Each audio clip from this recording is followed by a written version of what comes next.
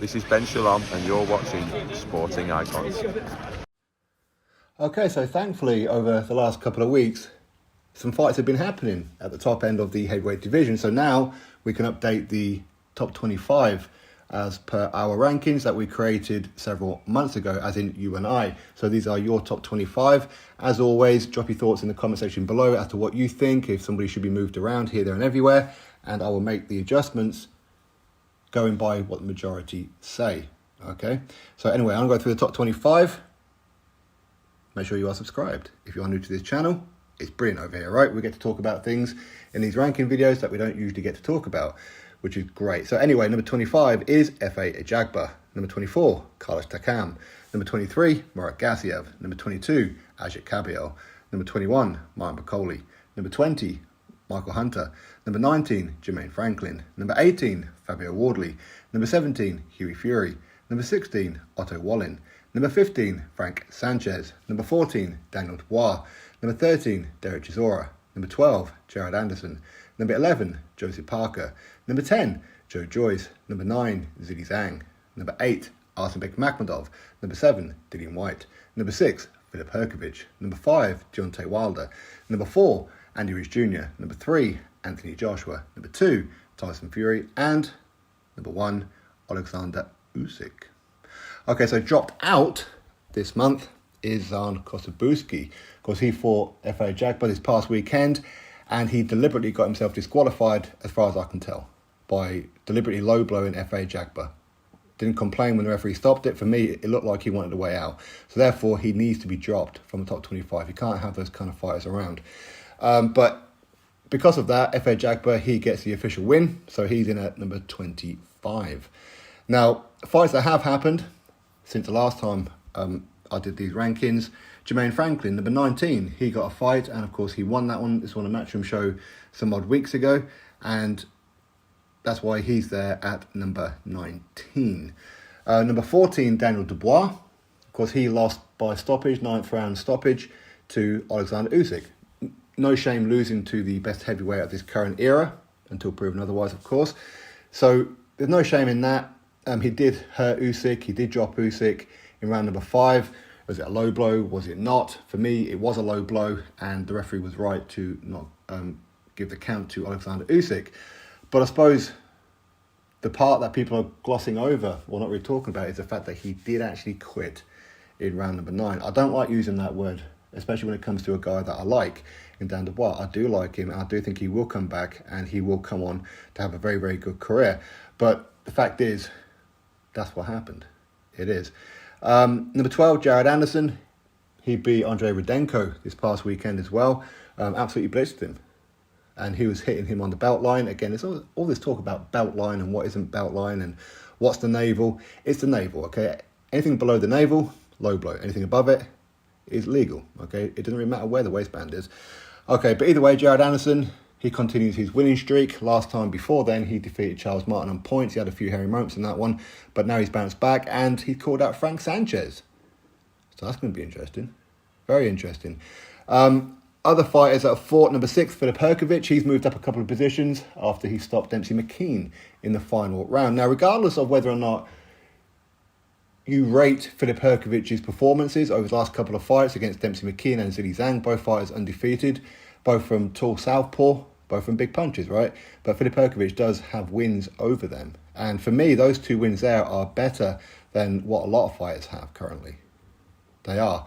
And of course, he is the IBF mandatory, so he's up next for Oleksandr Usyk. Will he take a step aside to allow Fury to fight Usyk if Fury wants it? Unlikely, but if he does, we'll have to wait and see. But either way, Filip Hrgovic, he gets that win. Number 3, Anthony Joshua. Of course, he knocked out Robert Helenius, which turned out Robert Helenius was on PEDs by all accounts, right? Of course, we don't know the full details of anything yet, but essentially that's currently what it looks like right now. So that makes his win a little bit better, doesn't it? Anyway, we'll have to wait and see what Anthony Joshua does next. Will he have another fight between now and fighting a Deontay Wilder in Saudi Arabia? I suppose we'll have to wait and see. And of course, Oleksandr Usyk retains his number 1 position.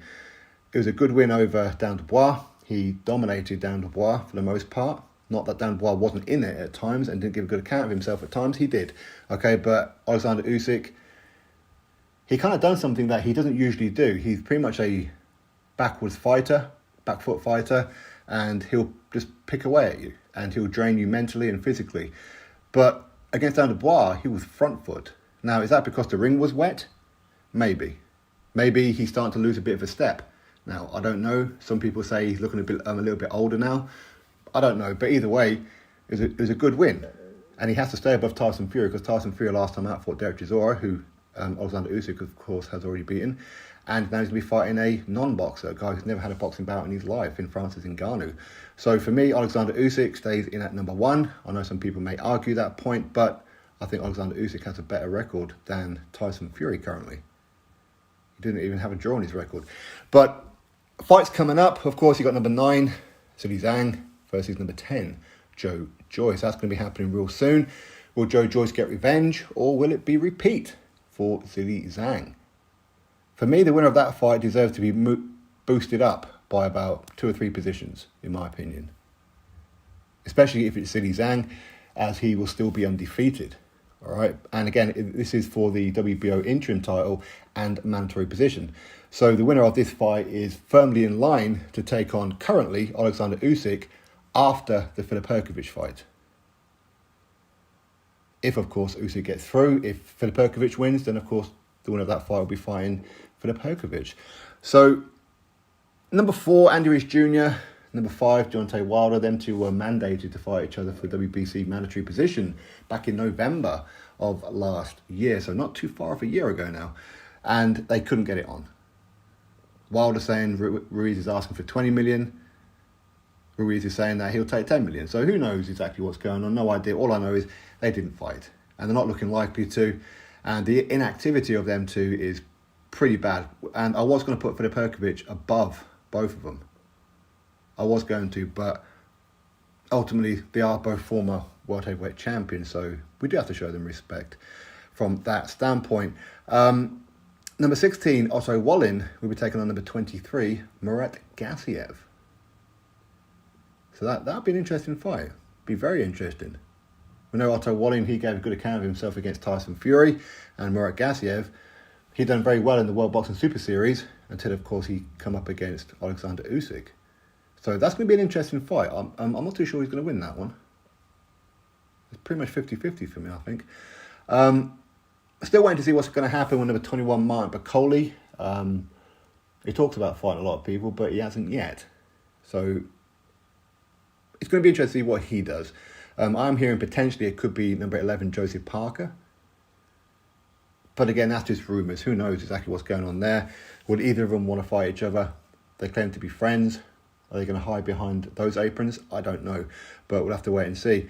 Number 18, Fabio Wardley. Of course, he will be defending his British title against David Adelaide next. It was due to go to a purse bid, but they asked to delay the purse bid because they feel that they can get a deal done to fight on Queensberry, which is a little bit strange that Fabio's willing to fight on Queensberry. But anyway, doesn't really matter, does it? What camera's pointed at him and what platform it's on. Either way, it's a good fight, and that's one that I'll certainly be looking forward to. Number 20, Michael Hunter. Of course, he has been keeping busy. He has been doing a couple of little fights here and there, but nothing professional. Is it like semi-professional or something like that? So he has been somewhat keeping fit, but I'd like to see Michael Hunter fight somebody here. Doesn't really matter who it is, just fight somebody here. That'd be great. It would. Okay. Number 17, Hughie Fury. We're still waiting on a comeback date for him. It was supposed to have been about a month or so ago. Listen, we'll have to wait and see what's going to happen with Hughie Fury. I'm sure he'll be back in the not too distant future. Other than that, no other fights have been made that I'm aware of. Although I would like to see number 8, Arslan Makhmudov, taking on number 12, Jared Anderson, as an in-house top-rank fight. No reason why that fight can't be made, right? Anyway, that's my thoughts. You all drop me yours. And of course, I shall make the changes going into next month. Drop your thoughts below. Click thumbs up, subscribe. Catch you next video.